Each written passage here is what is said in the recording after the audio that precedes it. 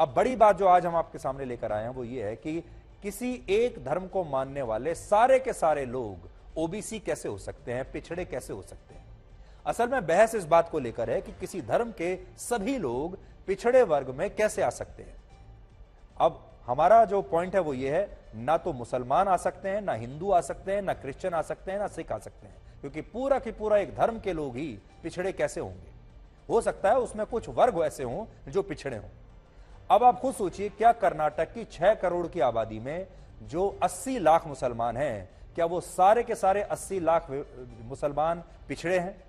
तो अब तक की राज्य सरकारें तो ऐसा ही मानती थी कि सारे के सारे 80 लाख मुसलमान सब के सब पिछड़े हैं, चाहे वो कितना भी पैसा कमाते हों, कितने भी बड़े मकान में रहते हो, कितनी भी गाड़ियां उनके पास हों, कितना भी बड़ा बैंक बैलेंस हो। और इसीलिए उन्होंने राज्य के सभी मुसलमानों को पिछड़ा मानते हुए ओबीसी की श्रेणी में 4% आरक्षण दिया हुआ था, जो भारत के संविधान के अनुरूप नहीं था। और यही वजह है कि कर्नाटक की बीजेपी सरकार ने इसे समाप्त कर दिया हालांकि यहां विपक्षी दलों के पास इस सवाल का कोई जवाब नहीं है कि आखिर सभी मुसलमानों को पिछड़ा मानते हुए उन्हें आरक्षण कैसे दिया जा सकता है, और अगर यह हो रहा है तो फिर बाकी धर्मों के लोगों को ऐसा कोई लाभ क्यों नहीं मिल रहा। हालांकि यहां विपक्षी दलों के पास इस सवाल का कोई जवाब नहीं है कि आखिर सभी मुसलमानों को पिछड़ा मानते हुए उन्हें आरक्षण कैसे दिया जा सकता है, और अगर यह हो रहा है तो फिर बाकी धर्मों के लोगों को ऐसा कोई लाभ क्यों नहीं मिल रहा। कर्नाटक में विपक्षी दल इसलिए मुस्लिम आरक्षण को बड़ा मुद्दा बना रहे हैं क्योंकि उन्हें लगता है कि वो ऐसा करके 80 लाख के एक मुस्लिम वोट बैंक को अपनी तरफ ले लेंगे। लेकिन आज यहां सवाल सही और गलत का भी है। जैसे कर्नाटक में ओबीसी श्रेणी की पहली लिस्ट के इसके अलावा केंद्र सरकार ने आर्थिक रूप से कमजोर वर्गों के लिए जो 10% आरक्षण दिया था, उसमें भी गरीब मुसलमानों को अलग से आरक्षण मिल रहा था, या मिल सकता है, मिल रहा था नहीं, मिल सकता है। लेकिन सोचिए, जब ये सारी व्यवस्थाएं हैं तो फिर सभी मुसलमानों को पिछड़ा बताकर आरक्षण देने का क्या मकसद हो सकता है। क्योंकि यहां बड़ी बात यह है कि अगर आर्थिक रूप से कमजोर व्यक्तियों को, यानी गरीब लोगों को, बिना उनकी जाति पूछे, बिना उनका धर्म पूछे आरक्षण मिल रहा है, तो उसमें गरीब मुसलमान भी आएंगे, गरीब हिंदू भी आएंगे, गरीब क्रिश्चियन भी आएंगे, गरीब सिख भी आएंगे। क्योंकि उसमें जो जाति है और जो धर्म है वो हिंदू मुस्लिम नहीं होगा, गरीबी अपने आप में एक जाति है। तो आज जो हम आपके सामने पॉइंट रख रहे हैं वो ये है कि इस देश में जो सबसे बड़ी जाति है वो है गरीबी। इस देश में जो सबसे बड़ा धर्म है वो है गरीबी। तो सबसे बड़ी जो जाति है वो गरीब की जाति है। इसलिए सरकार को जो भी नीतियां बनानी है वो गरीबों के लिए बनानी चाहिए, चाहे वो किसी भी धर्म के हो। इसका एक ही मकसद है, और वो है जो अभी तक हो रहा था, मुस्लिम वोट बैंक की राजनीति करना। पिछले कुछ चुनावों में मुस्लिम तुष्टीकरण की राजनीति से परेशान होकर वहां के हिंदू वोटर्स ने अब बीजेपी को वोट देना शुरू कर दिया है। पिछले कुछ चुनावों में मुस्लिम तुष्टीकरण की राजनीति से परेशान होकर वहां के हिंदू वोटर्स ने अब बीजेपी को वोट देना शुरू कर दिया है। 2019 के लोकसभा चुनाव में तेलंगाना में कुल 1 करोड़ 85 लाख लोगों ने वोट डाला था, जिनमें लगभग 20% यानी 36 लाख वोट बीजेपी को मिले थे। और बीजेपी ने तेलंगाना की 17 में से 4 लोकसभा सीटें तब जीती थी। और हो सकता है कि अमित शाह ने तेलंगाना में मुस्लिम आरक्षण समाप्त करने का जो ऐलान किया है उससे वहां अब बीजेपी को फायदा हो, क्योंकि सारा हिंदुओं का जो वोट बैंक है वो अब कंसोलिडेट हो जाएगा।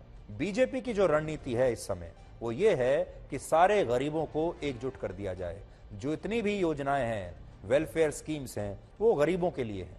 वो ना जाति पर आधारित हैं, ना धर्म पर आधारित है। और बीजेपी ये चाहती है कि एक नया वोट बैंक तैयार किया जाए जो गरीबों का वोट बैंक हो, जिसका धर्म गरीबी है, जिसकी जाति गरीबी है। दूसरी तरफ बीजेपी है जो मुस्लिम आरक्षण को पूरी तरह समाप्त करने की बात कह रही है। और इससे आप समझ पाएंगे कि हमारे देश में ये 2 तरह की राजनीति हो रही है, और ये पोलराइजेशन कहलाता है, ध्रुवीकरण। एक राजनीति मुस्लिम आरक्षण के खिलाफ है और एक मुसलमानों को आरक्षण देने वालों का वोट हासिल करने के लिए है। और दक्षिण भारत के सभी 5 राज्यों में अब यही हो रहा है। बड़ा सवाल इन 5 राज्यों में यह होगा कि मुसलमानों को एक के बाद एक जबरदस्त आरक्षण दिया जाएगा या फिर इस आरक्षण को समाप्त कर दिया जाएगा। आज हम भी ये सवाल आप पर छोड़कर जा रहे हैं कि इस देश में धर्म के आधार पर आरक्षण देना सही है, हो सकता है, या हमारे देश में आरक्षण आर्थिक और सामाजिक रूप से कमजोर वर्ग को मिलना चाहिए। देश में आरक्षण आर्थिक और सामाजिक रूप से कमजोर वर्ग को मिलना चाहिए। एक पुराना दस्तावेज, एक पुराना डॉक्यूमेंट लेकर आया हूं। यह है 25 जुलाई 1994 का डॉक्यूमेंट है। पहले आपको दिखा देता हूं। देखिए, ये है, ये वो सरकार का वो आदेश है जो 1994 में पारित किया गया था और जिसमें इस आरक्षण की व्यवस्था की गई थी। थोड़ा सा आपको पढ़कर मैं बताता हूं। आरक्षण के लिए पहली जो श्रेणी है, कैटेगरी 1, उसमें रखा हुआ है मोस्ट बैकवर्ड लोगों को। मोस्ट बैकवर्ड में आप देखिए उन्होंने 87 जातियों को रखा है। फिर श्रेणी 2 है, कैटेगरी 2, जिसमें रिलेटिवली मोर बैकवर्ड, उसमें 102 से ज्यादा जातियों को रखा गया है। जब तीसरी श्रेणी आती है, उसमें जातियां नहीं लिखी हैं, कोई वर्ग भी नहीं लिखा है, सीधा सीधा लिखा है मुस्लिम, बस। यानी सिर्फ आपको मुसलमान होना है और आपको रिजर्वेशन मिल जाएगा। ये देखिए मेरे। भारत एक ऐसा देश है जहाँ अनेकों जाति मिल जाती हैं। मुसलमानों में भी जातियां होती हैं जिन्हें अशराफ, अजलाफ और अर्जाल के नाम से जाना जाता है। सबसे पहले नंबर आता है अशराफ मुसलमान का। ये वो मुसलमान होते हैं जिनका संबंध मौजूदा समय के हिसाब से विदेशों से होता है। ये 4 प्रमुख जातियों में बटे होते हैं, जिनमें सैयद, दूसरा शेख, तीसरा पठान और चौथा मुगल होता है। दूसरा नंबर है अजलाफ मुसलमान का। अजलाफ मुसलमान में दर्जी, धोबी, दुनिया, गद्दी, फाकिर, बड़ई, लोहार, हज्जाम, जुलाहा, कबाड़िया, कुमार, कंजरा, मिरासी, तिली समाज के लोग आते हैं। और फिर तीसरे नंबर पर आते हैं अर्जाल मुसलमान, जिनमें वो दलित आते हैं जिन्होंने इस्लाम कबूल किया हो, जैसे कि हलालकोर, हसंती, लाल बैगी, मेहतर, नट, गदेरी आदि।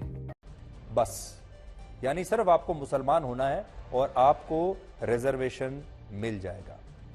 लेकिन यहां बड़ी बात यह है कि यहां जातियों में धर्म के आधार पर यह नहीं लिखा गया कि सारे हिंदुओं को आरक्षण दे दिया जाएगा।